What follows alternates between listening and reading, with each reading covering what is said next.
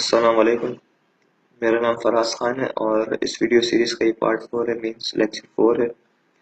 Last lecture में मैंने English ऐसे का पेपर डिस्कस किया था।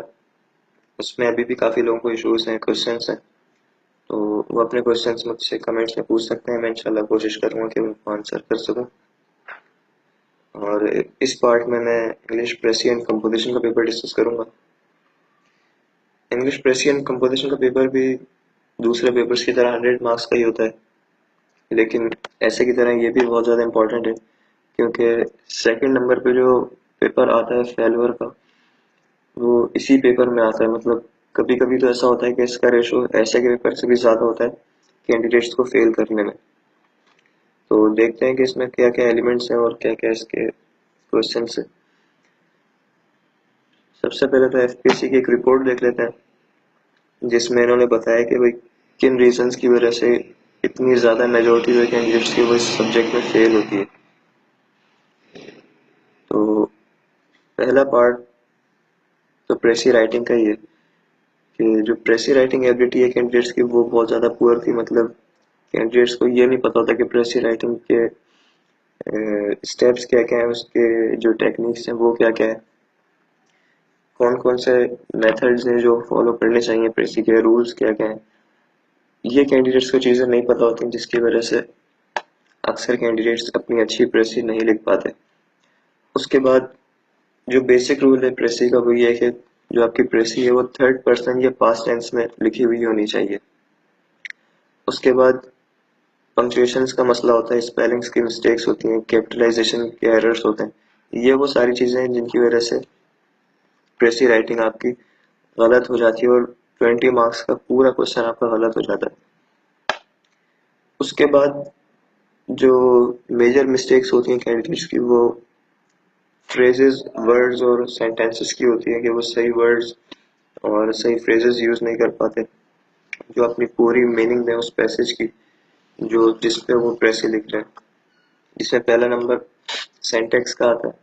सेंटेक्स बेसिकली अरेंजमेंट ऑफ सेंटेंसेस है जो एक प्रॉपर सेंटेंस बनाता है और पूरा सेंस देता है आपके पैसेज का।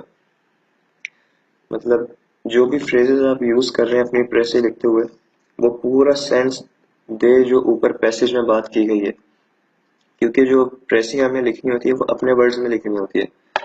जो ऊपर पैसेज है उसमें से एज इट इज हमें वर्ड्स कॉपी पेस्ट नहीं करने होते।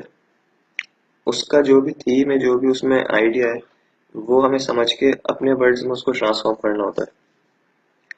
उसके बाद फ्रेजियोलॉजी होती है। मतलब ये एक पर्टिकुलर मोड है एक्सप्रेशन का कि जो भी वर्ड्स और फ्रेजेस आप यूज कर रहे हैं उसमें किस तरीके से आप अपना आइडिया एक्सप्रेस कर रहे हैं, या जो भी प्रेसी के अंदर बात की गई है उसको किस तरीके से आप अपने वर्ड्स के अंदर एक्सप्रेस कर रहे हैं। तो यहाँ पे अक्सर कैंडिडेट्स मिस्टेक करते हैं, वो या तो एग्जैक्ट वही वर्ड्स और फ्रेजेस यूज कर लेते हैं जो ऊपर पैसेज में दिया हुआ होता है, या इस तरीके के वर्ड्स वो यूज करते हैं जिसके मीनिंग वो सही डिलीवर नहीं कर पाते। उसके बाद एटिमोलॉजी ऑफ वर्ड्स है, मतलब study of the origin of words. मतलब वर्ड्स का उनको ओरिजिन नहीं पता होता कि जो वर्ड है उसकी मीनिंग क्या है, उसको किस सेंस में यूज करना है और क्या क्या कंडीशंस हैं उन वर्ड्स और फ्रेजेस को यूज करने की। तो वो यूज तो कर लेते हैं लेकिन सही जगह पे उनको यूज नहीं कर पाते, जिसकी वजह से जो सेंस है वो इनकम्प्लीट रह जाता है पैसेज का। इसी वजह से जो लास्ट ईयर रिजल्ट था सीएसएस का, उसमें 92% कैंडिडेट्स इस सब्जेक्ट के अंदर फेल हुए थे। 92% कैंडिडेट्स इस सब्जेक्ट में फेल हुए थे सिर्फ इस वजह से कि उन्होंने सही प्रैक्टिस नहीं की थी, उनको सही रूल्स नहीं पता थे। और यही एक मेजर फैक्टर है कि लोग इस सब्जेक्ट को बहुत ज़्यादा लाइट ले लेते हैं, प्रैक्टिस नहीं करते, ज़्यादा फोकस वो दूसरे सब्जेक्ट्स को, सिलेबस को दे देते हैं और इसको नेग्लेक्ट कर देते हैं। और ये पूरा पेपर आपकी प्रैक्टिस के ऊपर डिपेंडेंट है। मतलब जितनी ज़्यादा आपकी प्रैक्टिस होगी उतने ज़्यादा चांसेस होंगे कि आप ये पेपर क्वालिफाई करें, क्योंकि इसमें कोई ऐसी टिप्स या ट्रिक्स नहीं है जैसे दूसरे सब्जेक्ट्स में कहा जाता है, क्योंकि इसमें टोटली आपकी प्रैक्टिस पे डिपेंड करता है ये। उसके बाद लास्ट में कह रहे हैं कि भाई इंग्लिश लैंग्वेज की जो प्रोफिशिएंसी है वो बहुत ज़्यादा लो है कैंडिडेट्स की। मतलब ग्रेजुएट लेवल की भी इंग्लिश नहीं होती। तो इसके लिए आपकी इंग्लिश भी बहुत ज़्यादा इम्प्रूव होनी चाहिए। मतलब जो भी आप पैसेज लिख रहे हैं या जो भी आप सेंटेंस लिख रहे हैं वो कंप्लीट हो, उसमें एरर ना हो और इजीली वो आप अपना मैसेज उसको डिलीवर कर रहे हो। अब आगे बढ़ते हैं। ये पूरा सिलेबस है इंग्लिश प्रेसियन कंपोजिशन के पेपर का, जिसमें ये 8 या 9 मेजर पार्ट्स हैं। इसमें वोकेबलरी है, कॉम्प्रिहेंशन है, प्रेसी राइटिंग है, ट्रांसलेशन है और काफ़ी चीज़ें हैं। जिसमें जो स्टार्टिंग में आप 4 क्वेश्चंस देख रहे हैं ये बहुत ज़्यादा इंपॉर्टेंट है, क्योंकि 20 मार्क्स की आपकी वोकेबलरी होती है जो एमसीक्यूज आते हैं आपके, जिसमें 10 मार्क्स के सिनोनियम्स और 10 मार्क्स के एंटोनियम्स होते हैं। उसके बाद 20 मार्क्स की कॉम्प्रिहेंशन है, 20 मार्क्स की प्रेसी राइटिंग है और 10 मार्क्स की ट्रांसलेशन है। तो 70 मार्क्स तो आपके यहीं पे हो गए पूरे पेपर के। बाकी जो ये 6 पार्ट्स हैं ये सारे 5 मार्क्स ईच के क्वेश्चन होते हैं। ये भी इम्पोर्टेंट है लेकिन ज़्यादा इम्पोर्टेंट ये है क्योंकि इनके मार्क्स भी ज़्यादा हैं, और आप अगर आपकी प्रैक्टिस अच्छी है तो आप यहाँ से अच्छे मार्क्स गेन कर सकते हैं। क्योंकि नीचे वाला जो पार्ट है इसमें मेजोरिटी जो है वो इसमें आपको क्रैमिंग करनी पड़ेगी, जैसे ईडियम्स है, पेयर ऑफ वर्ड्स है, एनालॉजी है, तो ये आपको सब चीज़ें याद करनी पड़ेगी। बाकी ऊपर वाली जो चीज़ है ये आपकी प्रैक्टिस के ऊपर डिपेंड करता है। अगर आपने यहाँ से अच्छा स्कोर ले लिया तो नीचे वाले पोर्शन को कवर करना इजी हो जाता है। इसके लिए रिकमेंडेड बुक्स ये लिखी हुई है मैंने, Wren and Martin and exploring the world of English. इसमें सारी चीज़ें कवर्ड है, मतलब कि कॉम्प्रिहेंशन कैसे अटेम्प्ट करनी है, प्रेसी राइटिंग कैसे अटेम्प्ट करनी है या ट्रांसलेशन कैसे अटेम्प्ट करनी है। और इसमें पास्ट पेपर्स के भी आपको ईडीएम्स और पेयर ऑफ वर्ड्स मिल जाएंगे। तो अब एक सैंपल देख लेते हैं पास्ट पेपर्स का कि पेपर किस तरीके का होता है। ये पार्ट 2 का क्वेश्चन 1 है, मतलब यहाँ पर क्वेश्चन 2 है लेकिन पार्ट 2 का ही क्वेश्चन नंबर 1 होता है। जो क्वेश्चन नंबर 1 होगा उसमें आपको एक प्रेसी लिखनी होती है। अब जैसे यहाँ पर इन्होंने कहा है कि write a precis of the following passage in about 120 words and suggest a suitable title. अब अक्सर ये जो वर्ड्स के नंबर्स हैं ये हाईलाइट करते हैं कि आपको कितने वर्ड्स के अंदर आपकी प्रेसी लिखनी चाहिए। लेकिन अगर यहाँ पे वर्ड्स ये हाईलाइट ना करें, मतलब ये नहीं लिखते कि आपको 120 वर्ड्स में लिखनी है, तो आपको 1/3 लेंथ पे लिखनी होती है पैसेज की। मतलब जो पैसेज गिवन है, ये पूरा पैसेज जो गिवन है इसकी 1/3 लेंथ पे आपको लिखना है, मतलब 33% आपकी लेंथ होनी चाहिए प्रेसी की। फॉर एग्जाम्पल मैं इसको ज़्यादा सिंपल कर दूं, अगर कोई पैसेज गिवन है 100 मार्क्स का, क्वेश्चन पेपर में कोई पैसेज गिवन है 100 मार्क्स का, तो आपको 33 वर्ड्स के अंदर अपनी प्रेसी लिखनी है। ये आपका 33% या 1/3 हो जाएगा अपने ओरिजिनल पैसेज का। अब यहाँ पर इन्होंने 120 वर्ड्स आपको डिफाइन कर दिया है, तो मीन्स कि आपको 120 वर्ड्स के अंदर अपनी प्रेसी लिखनी है। 5 to 10 मार्क्स का इसमें रिलैक्सेशन होती है, मतलब 5 to 10 मार्क्स आप इससे ज़्यादा या कम लिख सकते हैं, इससे ज़्यादा गैप ना हो, वरना वो लेंथ या तो इनकम्प्लीट होगी या एक्सीड कर जाएगी, जिसकी वजह से आपके मार्क्स डिडक्ट हो सकते हैं। उसके बाद प्रेसी को टाइटल देना होता है। अब किसी किसी क्वेश्चन में ये कह देते हैं कि आप टाइटल दें और किसी में नहीं लिखते, लेकिन आपको टाइटल हर हाल में देना होता है। अब ये एक पैसेज है, इसमें आपको ये पूरा पढ़ के समझ के और 120 वर्ड्स में इसको ट्रांसफॉर्म करना है अपने वर्ड्स के अंदर। मतलब जो भी आप ये पैसेज पढ़ेंगे इसमें आपको एज इट इज कोई भी सेंटेंस या फ्रेजेस कॉपी पेस्ट नहीं करने, बल्कि इसको आपको अपने वर्ड्स के अंदर इसको पूरा ट्रांसफॉर्म करके अपने वर्ड्स के अंदर पूरी प्रेसी लिखनी होती है। अब आगे बढ़ते हैं, नेक्स्ट क्वेश्चन कौन सा होता है। अब क्वेश्चन नंबर 3 है, इसमें आपको एक और पैसेज गिवन है लेकिन इसके अंदर आपको कॉम्प्रिहेंशन करनी होती है। कॉम्प्रिहेंशन में क्या होता है, ये पूरा पैसेज आपको रीड करके इसकी पूरी ग्रिप बना के पूरा समझ के नीचे क्वेश्चन के साथ ही 4 या 5 क्वेश्चंस गिवन होते हैं जिनके आंसर्स आपको ऊपर पैसेज में से रीड करके लिखने होते हैं। इसमें हर हर क्वेश्चन के 5 मार्क्स होते हैं, इसी तरह 4 मार्क्स कलेक्ट होके ये 20 मार्क्स का एक क्वेश्चन बनता है। अब ये कॉम्प्रिहेंशन जो इसमें 2 टाइप के क्वेश्चंस होते हैं। एक क्वेश्चन वो होते हैं जिसमें आपको आंसर इस पूरे पैसेज के अंदर से ही फाइंड करना होता है। मतलब कोई भी क्वेश्चन आपने देखा, उसका आंसर इस पूरे पैसेज के अंदर कहीं ना कहीं होगा, वहां से आपको वो सेंटेंस या फ्रेज उठा के एज इट इज आंसर करना है। और जो सेकंड टाइप होती है क्वेश्चन की, उसमें वो आपसे आपका ओपिनियन पूछ रहा होता है कि इस क्वेश्चन में आपकी क्या ओपिनियन है या आप किस तरीके से इसको डिफाइन करते हैं। तो उस क्वेश्चन में आपको अपने अपने थॉट्स और अपने वर्ड्स के अंदर उसको आंसर करना होता है। पैसेज में से आप कोई भी सेंटेंस या वर्ड्स उसके नहीं लेंगे। अब ये रीड करके ही आपको जज करना होता है कि किस टाइप का क्वेश्चन है, ये इसका आंसर पैसेज से निकलेगा या आपको अपनी ओपिनियन इसके अंदर देनी है। इसी तरह कभी ये ऐसा होता है कि वर्ड्स की मीनिंग्स पूछ लेता है पैसेज के अंदर ही, और कभी ऐसा होता है कि वो चारों एक ही टाइप के क्वेश्चंस होते हैं। अब जैसे इसने वर्ड्स की मीनिंग्स पूछ लिए, तो आप उस पैसेज में से उन वर्ड्स की मीनिंग आपको आंसर करनी होती है। अब जो कंपोजिशन में ये वाला जो क्वेश्चन है कॉम्प्रिहेंशन का, इसकी एक सिंपल सी लॉजिक है। वो ये कि जब हम ये पैसेज रीड करते हैं तो अक्सर समझ नहीं आता, क्योंकि इसमें वोकेबलरी भी काफी टफ यूज की हुई होती है और फ्रेजेस भी काफी टफ होता है। तो अक्सर ये हमें फर्स्ट रीडिंग में समझ नहीं आता। तो इसका एक सिंपल सा मेथड यही है कि आपको इसको कम से कम 2 से 3 रीडिंग्स देनी होती है। वो हम आगे डिस्कस करेंगे कि इसको किस तरीके से अटेम्प्ट करें। अभी बाकी क्वेश्चंस देख लेते हैं। उसके बाद क्वेश्चन नंबर 4 है, जिसके अंदर आपको 7 to 8 सेंटेंसेस गिवन होता है, जिसमें आपको एरर करेक्शन करनी होती है। मतलब ये सेंटेंस आपको गिवन है, इसमें किसी में वर्ब की मिस्टेक होगी, किसी में पंक्चुएशन की मिस्टेक होगी, किसी में ग्रामर की मिस्टेक होगी, किसी में स्पेलिंग की मिस्टेक होगी, वो आपको फाइंड आउट करके करेक्ट करके लिखना होता है। इसमें आप किसी भी 5 सेंटेंसेस को सिलेक्ट करके उसको करेक्ट कर सकते हैं। ये 5 मार्क्स का एक क्वेश्चन है। उसके बाद इसका बी पार्ट है, जिसमें आपको पंक्चुएशन का क्वेश्चन है गिवन है।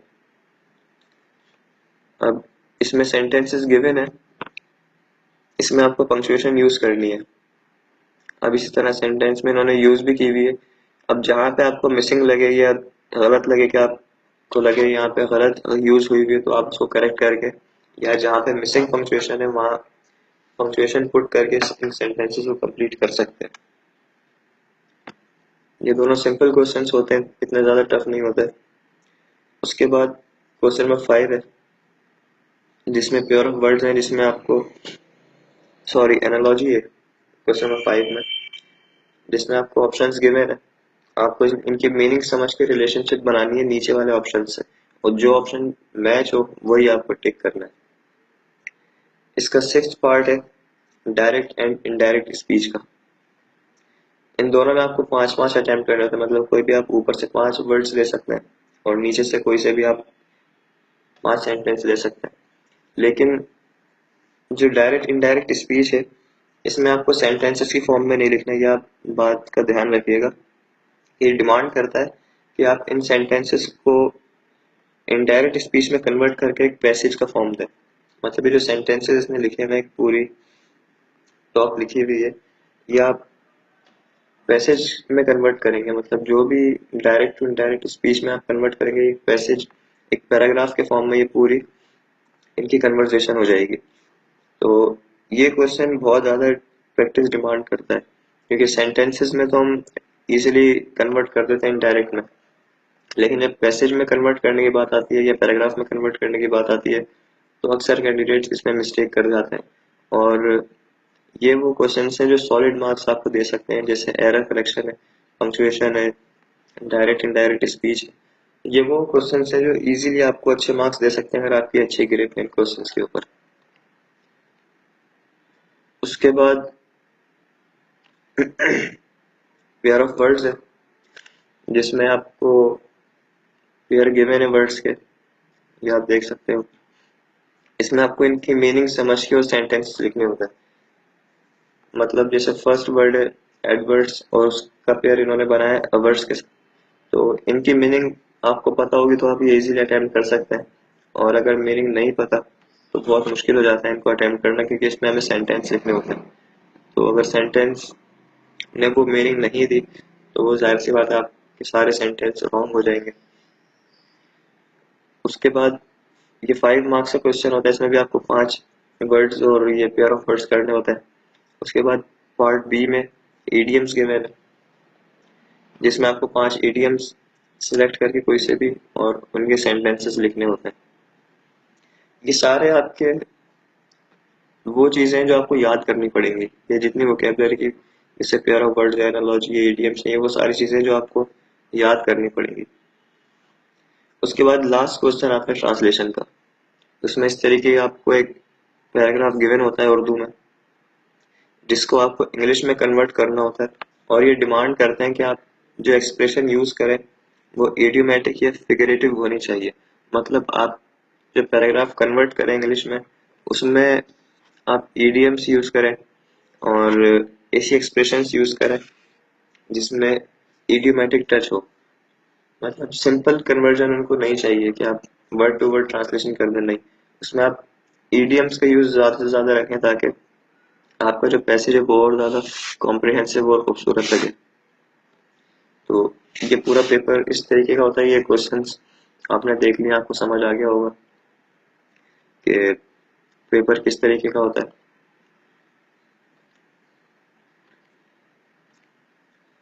अब कॉम्प्रिहेंशन की बात करने की, कॉम्प्रिहेंशन अटेम्प्ट किस तरीके से की जाती है। कॉम्प्रिहेंशन का सिंपल सा एक फॉर्मूला है कि जब तक आपकी रीडिंग अच्छी नहीं होगी आप कॉम्प्रिहेंड कर ही नहीं सकते किसी भी चीज को। तो उसकी प्रैक्टिस तो आपकी रीडिंग से ही होगी।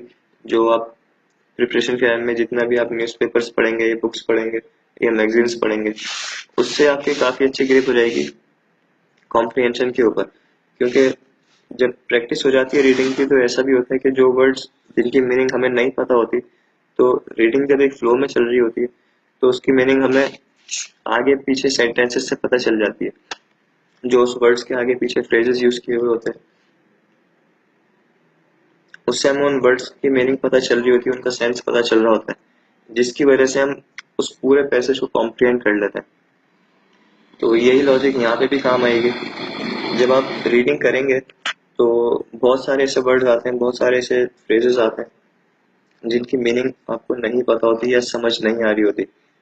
तो उसमें घबराने की बात कोई नहीं होती। आप वर्ड टू वर्ड पूरा पैसेज रीड करें। फर्स्ट रीडिंग देने के बाद आप क्वेश्चंस उसके रीड करें। पैसेज पढ़ने से पहले क्वेश्चंस रीड ना करें, वरना बहुत ज्यादा कंफ्यूजन हो जाती है, हम उसके आंसर ढूंढने लगते हैं ऊपर। तो ये मिस्टेक ना करें। पहले पूरा पैसेज जो गिवन है उसको रीडिंग दें, फिर उसके बाद क्वेश्चंस जो नीचे गिवन है वो पढ़ें, और फिर दोबारा आपको कम से कम 2 से 3 दफा उस पैसेज को रीडिंग देनी है। क्योंकि फिर जब आप एक दफा रीडिंग दे देंगे, क्वेश्चंस पढ़ लेंगे, उसके बाद जब आप 2 दफा दोबारा पढ़ेंगे उस पैसेज को, तो आपको उन क्वेश्चंस के आंसर्स उस पूरे पैसेज में दिखने लगेंगे। फिर जो भी आंसर्स आपको लगे कि ये क्वेश्चन का आंसर है, आप उसको अंडरलाइन करते जाएं या रफ एक पेपर के ऊपर लिखते जाएं। उसके बाद जो इम्पोर्टेंट चीज है वो जो टॉपिक सेंटेंस होते हैं या स्टार्टिंग लाइंस है, वो रीड करना और कॉम्प्रिहेंड करना बहुत ज़्यादा ज़रूरी है। क्योंकि टॉपिक सेंटेंस में फिर बॉडी में जो उसके सेंटेंसेस होते हैं, कंक्लूडिंग सेंटेंस जो होता है, उनसे आपको पता चलता है कि जो पूरा पैसेज है किस चीज़ की बात कर रहा है, या इसका सेंट्रल आइडिया क्या है, या इसका मेन थीम क्या है पूरे पैसेज की। तो जब आप स्टार्टिंग से ही अपनी एक ग्रिप लेके चलेंगे तो आपको पैसेज रीड करने में और कॉम्प्रिहेंड करने में कोई इशू नहीं होगा। लेकिन लाजमी है कि आप कम से कम 2 से 3 रीडिंग्स उसको जरूर दें, और क्वेश्चंस पहले ना पढ़ें, पहले पैसेज पढ़ें फिर क्वेश्चंस पढ़ें। तो क्योंकि उसके बाद जब आप तीसरी या दूसरी रीडिंग देंगे पैसेज को, तो आपको अपने आंसर्स उन क्वेश्चन में दिखने लगेंगे। उसके बाद आपकी प्रैक्टिस होनी चाहिए स्पीड में पढ़ने की। मतलब स्पीड से मुराद ये कि अगर आपने आपकी रीडिंग की प्रैक्टिस है तो एक रीडिंग में ही आपके थॉट्स क्लियर बहुत ज़्यादा होना शुरू हो जाएंगे, और आपको बार बार वो चीज़ समझनी नहीं पड़ेगी। अब इसके अंदर हमें क्या नहीं करनी चाहिए, पहली चीज तो मैंने आपको बता दी है कि क्वेश्चंस पहले ना पढ़ें, पहले पैसेज पढ़ें। उसके बाद जो दूसरी मिस्टेक्स करते हैं कैंडिडेट्स, वो ये कि जब हम रीडिंग कर रहे होते हैं और कोई बीच में सब वर्ड या फ्रेज आ गया जो जिसकी मीनिंग हमें नहीं पता है, समझ नहीं आ रही, वो हम बार बार सेंटेंस पढ़ते हैं, एक सेंटेंस पढ़ा फिर पिछला सेंटेंस दोबारा रीड करना शुरू कर देते हैं, फिर थोड़े से आगे हम बढ़े, फिर कोई सेंटेंस ऐसा है जिसका हमें मतलब नहीं, समझ नहीं आ रहा, तो फिर हम जीरो से स्टार्ट करते हैं। तो ये मिस्टेक ना करें, इसमें बहुत ज्यादा आपका टाइम वेस्ट होगा और जो बात होगी वो भी आपके समझ नहीं आएगी पैसेज की, और इस तरीके से आपकी घबराहट भी बढ़ती जाएगी, टाइम भी वेस्ट होगा, और ये पूरा आपका क्वेश्चन इस वजह से गलत हो सकता है। तो पहली चीज तो यही है कि आप पहली रीडिंग जो दें वो कंप्लीट दें, इनकम्प्लीट रीडिंग ना दें, और सेंटेंसेस को बार बार रिपीट ना करें। और ये सारी चीजें सिर्फ जब भी आप पेपर के अंदर अटेम्प्ट कर सकते हैं, जब आप प्रिपरेशन पे घर में इसकी बहुत ज्यादा प्रैक्टिस करेंगे, क्योंकि जो इस क्वेश्चन के लिए टाइम दिया जाता है, मतलब एक नॉर्मल टाइम, वो है 45 to 50 मिनट्स। 45 to 50 मिनट्स इस क्वेश्चन को अलोकेट किया जाता है, जो एक नॉर्मल एवरेज टाइम है। इतने मिनट्स के अंदर आपका एक क्वेश्चन कंप्लीट हो जाना चाहिए। अगर इससे ज्यादा टाइम एक्सीड करता है तो फिर आपका टाइम मैनेज करना बहुत मुश्किल हो जाएगा। अब आते हैं नेक्स्ट क्वेश्चन की तरफ। उसके बाद प्रेसी राइटिंग है, इसके भी कोई ट्रिक या कोई ऐसी चीज नहीं है, ये क्वेश्चन भी टोटली आपके प्रैक्टिस के ऊपर डिपेंड करता है। अब प्रेसी जो है ये अपने नाम से ही जाहिर कर रहा है कि जो भी पैसेज है आपको उसको प्रिसाइज करना है और एक्यूरेट करना है अपने गिवन लेंथ के अंदर। अब जो भी आपको पैसेज गिवन है उसके दो से तीन सिंपल बेसिक रूल्स हैं जो आपको फॉलो करने हैं, और आप अच्छी प्रेसी लिख लेंगे। जिसमें पहली चीज तो ये होती है कि जो भी पैसेज गिवन है उसकी 1/3 लेंथ के ऊपर आपको प्रेसी लिखनी है और उसका एक सुटेबल टाइटल देना है। इसका भी जो अटेम्प्टिंग पैटर्न है वो भी कॉम्प्रिहेंशन की तरह सेम है, जिसमें आपको 2 से 3 दफा उस पैसेज को पढ़ना है ताकि एक क्लियर आइडिया हो सके कि पैसेज किस चीज की बात कर रहा है। उसके बाद जो हम टॉपिक देते हैं किसी भी पैसेज को या किसी भी प्रेसी को, टॉपिक सिलेक्शन तीन चीजें मदद करती हैं टॉपिक सेलेक्ट करने में। एक तो उसका फर्स्ट सेंटेंस जो इंट्रोडक्टरी सेंटेंस होता है वो, उसके बाद बॉडी में एक दो सेंटेंसेस ऐसे होते हैं जो डायरेक्टली टॉपिक हिट कर रहे होते हैं उस पैसेज को, और उसके बाद कंक्लूडिंग सेंटेंस। ये तीन चीजें मिलकर डिसाइड करते हैं कि जो पूरा पैसेज है किस चीज की बात कर रहा है, किस बारे में बात कर रहा है। तो अगर आपको वो समझ में आ गया तो बहुत इजी हो जाता है आपके लिए किसी भी टॉपिक को सिलेक्ट करना है, कोई भी टॉपिक देना। फिर जब आप टॉपिक सिलेक्ट कर लेंगे तो फिर आपको जाहिर सी बात है उसकी प्रेसी अटेम्प्ट करनी है, जिसके कुछ बेसिक रूल्स हैं, कोई इसमें रॉकेट साइंस नहीं है, सिर्फ आपको बेसिक रूल्स फॉलो करने हैं और आप एक अच्छी प्रेसी लिखने के काबिल हो जाएंगे। जिसमें पहली चीज तो आपको सबसे पहले उसकी लेंथ लेंथ मैटर करती है। सबसे पहले आपको उसकी लेंथ देखनी कि जो पैसेज गिवन है उसमें कितने वर्ड्स हैं और जितने वर्ड्स रिक्वायर्ड हैं वो कितने हैं, मतलब आपको कितने लेंथ के अंदर अपनी प्रेसी फिनिश करनी है। उसके बाद जो सेकंड इम्पोर्टेंट थिंग है वो ये है कि आपको थर्ड पर्सन में लिखनी होती है प्रेसी, मतलब कि पास्ट टेंस में लिखें या थर्ड पर्सन स्पीच में लिखें। ये एक बेसिक रूल है प्रेसी राइटिंग का, मतलब फर्स्ट या सेकंड फॉर्म में आपकी प्रेसी नहीं होनी चाहिए।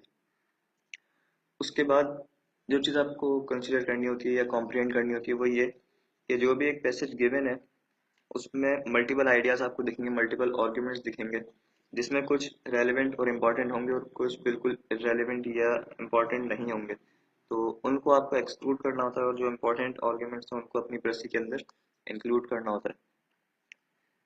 फिर जब आप इम्पोर्टेंट और लेस इम्पोर्टेंट पॉइंट्स को कंसिडर करेंगे तो उसमें से आप एक रफ स्केच बनाएंगे अपने प्रेसी का, मतलब कि जो भी इम्पोर्टेंट पॉइंट्स हैं उसको आप नोट डाउन कर लें किसी भी रफ पेपर के ऊपर, ताकि आपको आइडिया हो सके कि कितने इसमें इंपॉर्टेंट पॉइंट्स हैं और कितने ऐसे पॉइंट्स हैं जिनको आपको एक्सक्लूड करना है।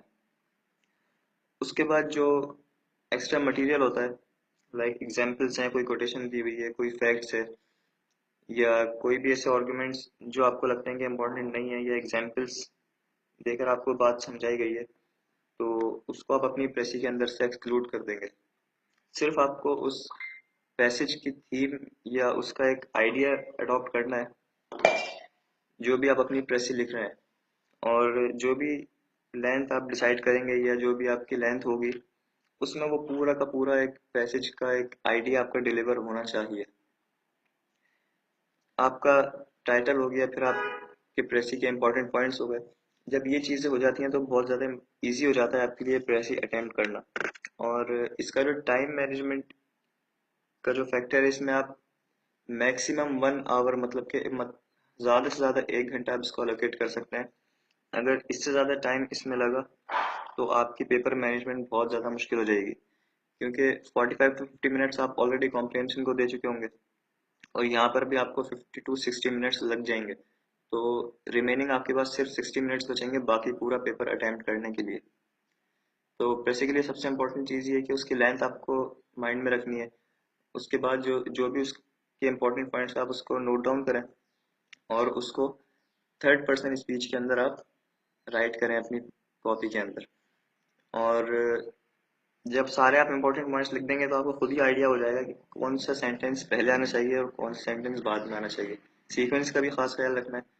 वैसे तो ज़्यादातर सीक्वेंस वही होती है जो पैसेज के अंदर होती है, लेकिन कभी ऐसा भी होता है कि हमें सेंटेंस के स्ट्रक्चर्स को थोड़ा चेंज करना पड़ता है।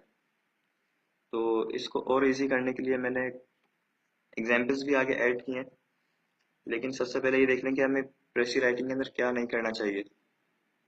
जो चीज़ें मैंने ऊपर बताई हैं सिर्फ वही करें, उसके अलावा कोई भी एक्स्ट्रा चीज़ ना करें। लाइक जो लेंथ है आपकी वो एक्सीड ना हो, और जो लेंथ फैक्टर है उसकी रिलैक्सेशन सिर्फ 5 to 10 वर्ड्स की होती है। मतलब कि अगर 150 वर्ड्स में आपको फिनिश करनी है अपनी प्रेसी, तो लीस्ट जो वर्ड्स होंगे उसके 140 होंगे, या मैक्सिमम जो होंगे वो 160 होंगे। मतलब कि 160 वर्ड्स के अंदर आपको अपनी प्रेसी कंप्लीट करनी है।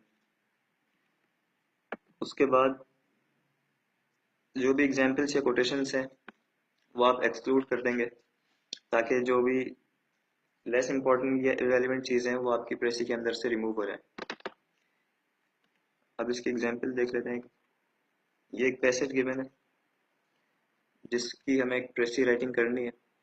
इसकी सबसे पहले हम वर्ड्स काउंट करेंगे कितने वर्ड्स की प्रेसी है, और जब इसका एक हमें एक रीडिंग के बाद एक आइडिया हो जाएगा कि किस टॉपिक के ऊपर बात कर रहा है, तो इजी हो जाएगा हमारे लिए इसके ऊपर प्रेसी लिखना। आप देखें जो इस पैसेज की लेंथ है और इस पैसेज की सॉल्व होने के बाद जो लेंथ है, इसमें कितना एक वाज़ेह डिफरेंस आपको नजर आ रहा है। लेकिन जब आप ये दोनों पैसेजेस रीड करेंगे तो आप ये बात नोट करेंगे कि दोनों का जो सेंस है वो एग्जैक्टली सेम होगा। मतलब कि जो बात वो इतने मल्टीपल लाइंस के अंदर कर रहा है या डिलीवर कर रहा है, वही सेम चीज ये 4 लाइंस के अंदर भी डिलीवर कर देगा। तो इसी को प्रेसी राइटिंग कहते हैं। अब ये 2017 की प्रेसी भी मैंने ऐड की है, इससे आपको ज़्यादा आइडिया हो कि सीएसएस के एग्जाम में किस टाइप का पैसेज आता है और किस टाइप की प्रेसी लिखनी होती है। तो ये 2017 की प्रेसी है कंपोजिशन के पेपर की, ये आप रीड करें। और इसके बाद मैंने इसकी सॉल्यूशन भी दी है। मतलब ये आपका टाइटल है इस प्रेसी का, ये आपका टाइटल आ गया और ये नीचे उसकी प्रेसी आ गई। तो जब आप ये पैसेज रीड करेंगे तो आपको आइडिया हो जाएगा कि किस टॉपिक के ऊपर किस थीम के ऊपर बात कर रहा है। बहुत सारी इसमें रेलेवेंट एग्जाम्पल्स भी होंगी, बहुत ज़्यादा रेलेवेंट सेंटेंस स्ट्रक्चर्स भी होंगे जो आपको रिमूव करने हैं। उसके बाद ये आपकी एक शॉर्ट प्रेसी आ गई, इसमें टॉपिक भी है और जो भी रूल्स प्रेसी राइटिंग के हमें फॉलो करने होते हैं वो इसमें सब कुछ फॉलो किया गया है। तो ये पढ़ के आपको एक आइडिया हो जाएगा किस तरीके से प्रेसी लिखनी होती है। उसके बाद जो थर्ड इंपॉर्टेंट क्वेश्चन है वो ट्रांसलेशन का है, जिसमें एक पैसेज हमें गिवन होता है उर्दू में, जिसको हमें कन्वर्ट करना होता है इंग्लिश लैंग्वेज के अंदर। और उसमें हमें इडियोमेटिक और जो भी फ्रेजियोलॉजी होती है उसका खास ख्याल रखना होता है। मतलब कि जो भी हम ट्रांसलेशन कर रहे हैं वो वर्ड टू वर्ड ट्रांसलेशन ना हो, बल्कि ईडियम्स के अंदर हम उसको ट्रांसलेट करें। तो ये एक ट्रांसलेशन की बुक से मैंने एक एग्जाम्पल दी है कि ये नीचे एक उर्दू में ट्रांसलेशन का पैसेज गिवन है, जिसको ऊपर सॉल्यूशन में इसने कन्वर्ट किया है इंग्लिश लैंग्वेज के अंदर। तो इसी टाइप के पेपर में भी गिवन होता है, वो थोड़ा सा डिफिकल्ट होता है, लेकिन इससे आपको आइडिया हो जाएगा कि किस तरीके से ट्रांसलेशन आपको अटेम्प्ट करनी है। तो 50 मार्क्स यहाँ पर आपके कंप्लीट हो जाएंगे, जिसमें से आप इजीली सॉलिड मार्क्स गेन कर सकते हैं अगर आपकी प्रैक्टिस अच्छी है तो। उसके बाद 5 मार्क्स के क्वेश्चन रह जाते हैं, like idioms, pair of words, analogy या टुवर्ड्स डायरेक्टेड जो भी है। ये इसमें से लाइक जो ईडियम्स, पेयर ऑफ वर्ड्स और एनालॉजी है, ये आपकी टोटली क्रैमिंग के ऊपर डिपेंड करती है, कितने ज्यादा आपने पास्ट पेपर्स को कवर किया है, मतलब कितने ज्यादा वर्ड्स की आपने क्रैमिंग की, कितना रट्टा लगाया है। इजी वर्ड्स में रट्टा बोलूंगा मैं इसको। तो ये सारी चीजें जो है वो आपके रट्टे के ऊपर है। और बाकी लास्ट के जो 3 क्वेश्चंस हैं, डूएस डायरेक्टेड, एरर करेक्शन और पंक्चुएशन, इसमें भी ये तीनों भी 5 मार्क्स क्वेश्चन है, जिसमें आपको कन्वर्जन करनी होती है डायरेक्ट टू इनडायरेक्ट स्पीच में। इस क्वेश्चन में आपको मल्टीपल क्वेश्चंस गिवन होते हैं, जैसे मैंने अभी डिस्कस किया था पास्ट पेपर के अंदर के। आपको उसमें से कोई भी 5 सेंटेंस सिलेक्ट करने हैं और जो भी उसमें एरर है वो फाइंड करके उसको रेक्टिफाई करना है। इसी तरह ये पंक्चुएशन का एक 5 मार्क्स का क्वेश्चन, जिसमें एक पैसेज गिवन होता है और उसमें कोई पंक्चुएशन यूज नहीं हुई भी होती, तो आपको वो पैसेज कॉम्प्रिहेंड करके और उसमें सूटेबल जो भी पंक्चुएशन है वो उसमें इंसर्ट करनी होती है। तो आई होप कि ये सारे पॉइंट्स आपको इस पेपर के क्लियर हैं। बाकी जो भी पॉइंट्स ऐसे हों जो मैंने मिस कर दिए हों, वो आप मुझे कमेंट्स में बता दें ताकि मैं उसको भी कवर कर सकूं। Thank you. अल्लाह हाफिज़।